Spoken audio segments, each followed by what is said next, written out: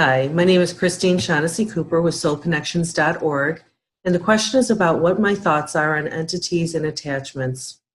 This really has been a very hot topic over the last couple of years, and it's only continuing to grow with very strong feelings on both ends of the spectrum. Of course, in a world where everyone creates their own realities based upon their own unique experiences and beliefs, this is not only not a surprise, but it's to be expected. And in this sense, all opinions on the topic are in fact correct for the individual.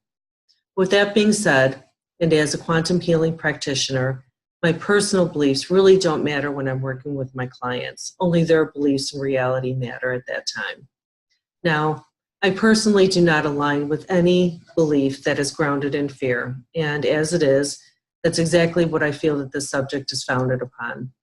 When entities or attachments are discussed, immediately an image of something sinister and separate and outside of ourselves comes to mind, which is, well, terrifying.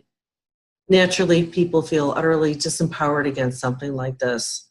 They're asking themselves, how do I know if I have one? What does it look like? How do I get rid of it? And even if it is released, how do you know if and when it's not going to come around the next day? So there's just a lot of helplessness and self-doubt and fear that grows out of this subject.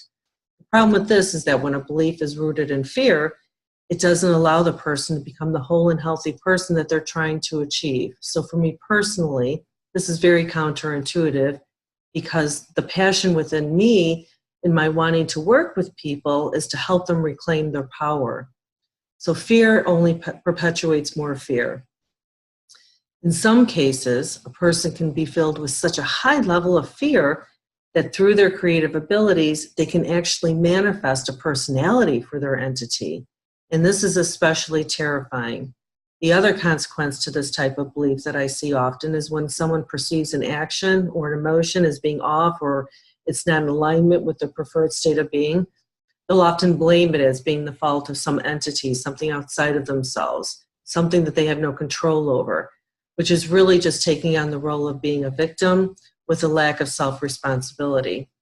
What I personally believe is that these things are merely shadows of our own selves, also called pain bodies. They're those unrecognized and ignored aspects and fragments of our own shadows, an expression of our own consciousness.